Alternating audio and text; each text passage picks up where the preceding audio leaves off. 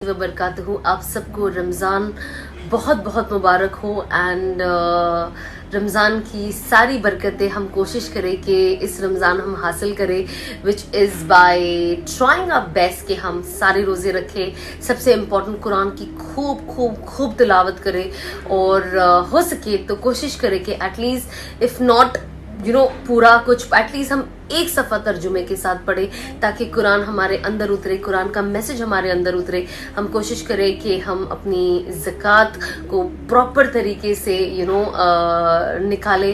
And मैं तो कहूँगी अभी ही कुछ दिन रह गया है तो कोशिश करें कि आप लोग फ़ौरन हिसाब किताब कर लीजिए और जिसको देना है दे दीजिए ताकि बाकी के लोग भी अपना रमज़ान खूबसूरती के साथ और आसानी के साथ कर सके। एंड यस, ये महीना मगफिरत वाला है। यही वो महीना है जब मूसा अलैहिस्सलाम, दाऊद अलैहिस्सलाम, ईसा अलैहिस्सलाम और हमारे प्यारे नबी सल्लल्लाहु अलैहि वसल्लम पे आसमानी किताबें उतरी थी। तो ये बहुत बरकतों वाला महीना है।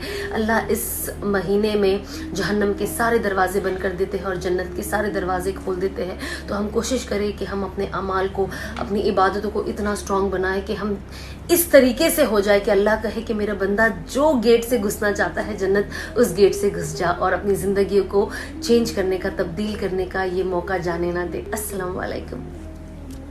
Since it's the time of Ramzan, have you kept any rozas and are you following some kind of plan for that?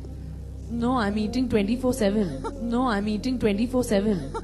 You're not keeping any rozas as such? No, and not at all. I've never done that in my life. No, and not at all. Wait for Eid and then रोजे रखें और just enjoy Eid after that. आप रोजे रखते हैं? जी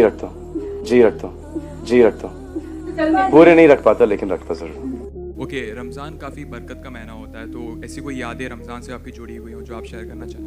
रमज़ान से तो बहुत सारी यादें जुड़ी हुई हैं और बचपन से लेके आज तक।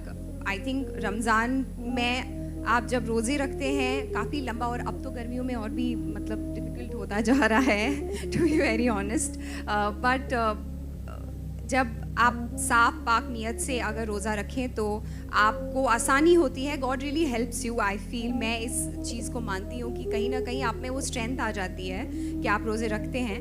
लेकिन बचपन में अक्सर ऐसा होता था कि एक छोटा सा it's silly but I like to share कि me and my brother like we used to जानबूझ के सोने की एक्टिंग करते थे रोज़ा नहीं रखने के लिए। नहीं रखना है रोज़ा। जब हम 5-6 साल के थे तो 5-6 साल के टाइम से ही लाइक घर में ऐसा होता था कि कोशिश करो। कोई प्रेशर नहीं था मेरे घर में, कभी भी प्रेशर नहीं था मेरे ऊपर कि नहीं तुम्हें रोज़ा रखना है। इट वॉज ऑलवेज लाइक कि नहीं रख पाई तो तुम पानी पी लेना, खाना खा लेना आधे दिन बाद, but try. So I think that is how it is in me that I always try. अब हम तस्करा करेंगे चौथे रुकन का, वो है सौम, रोजा। हर बालिग मुसलमान के लिए फर्ज है, जिसकी सेहत अच्छी है, कि वो रोजा रखे रमजान के महीने में और पीने और खाने से परहेज करे। फजर से लेकर मगरिब तक वो परहेज करे खाने और पीने से। रमजान के महीने में फर्ज है। और अल्लाह ताला फरमाते सूरह बकरा में सूरा नंबर 2 आयत नंबर 183 में 183, रोजा हमने आपके ऊपर फर्ज करार किया है जैसे पहले लोगों पर फर्ज करार किया था ताकि आप परहेजगार बनो। अल्लाह ताला फरमाते हैं कि रोजा फर्ज करार किया गया ताकि आप परहेजगार बनो। और आज के साइकोलॉजिस्ट कहते हैं अगर कोई भी इंसान अगर भूख पे काबू पा सकता है तो वो अपने सारे ख्वाहिशात पर काबू पा सकता है। If you can control your hunger you can control almost all your desires. और रोजे रखने के कई फायदे हैं। आज साइंस कहती है अगर रोजा रखे एक महीने तक जिस तरीके से मुसलमान रखते हैं, आपका इंटेस्टाइनल एब्जॉर्प्शन बढ़ जाता है, आपका कोलेस्ट्रॉल लेवल घट जाता है, कई बुरी आदतें जो इंसान के पास है वो निकल जाती है।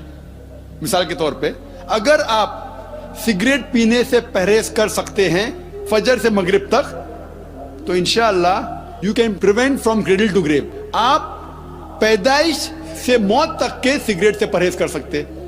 अगर आप शराब पीने से परहेज कर सकते फजर से मगरिब तक, तो इंशाअल्लाह आप पैदाइश से मौत तक शराब से परहेज कर सकते। ये एक मौका है गलत आदतों से छुटकारा पाने का, और कई फायदे इसके मैं एक तकरीर किया हूं इसके ऊपर। लेकिन रोजे के बारे में जिक्र बाइबल में भी आता है, गॉस्पेल ऑफ मैथ्यू में चैप्टर नंबर 17 वर्स नंबर 21 में, और gospel of Mark chapter number 9 verse number 29 में कि रोजा रखो। मेरा नाम अभिनय कुमार सिंह है sir. I belongs from Ambari east district area. Sir my question is, मैं 27वां रोजा करता हूं सर, और हिंदू धर्म से बिलोंग्स करता हूं, क्या ये गुनाह है सर?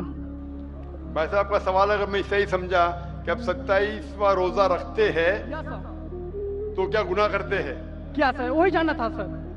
अगर आप के पास ईमान नहीं है, आप नहीं मानते कि खुदा एक है, और नहीं मानते कि खुदा के अलावा कोई माबूद नहीं, और नहीं मानते कि मोहम्मद सल्लल्लाहु अलैहि वसल्लम पैगंबर है, अगर आप रोजा रखे तो ये फाके के बराबर है। नहीं सर, मैं तो मानता हूँ कि भगवान एक अगर ही आप है। मानते हैं तो अल्हम्दुलिल्लाह, अगर ईमान है और फिर रोजा रखे तो अच्छी बात है, और अगर मुकम्मल ईमान लेके इस्लाम में दाखिल होते तो मेरी दरख्वास्त है कि कोशिश करो कि पूरा महीना रोजा रखे।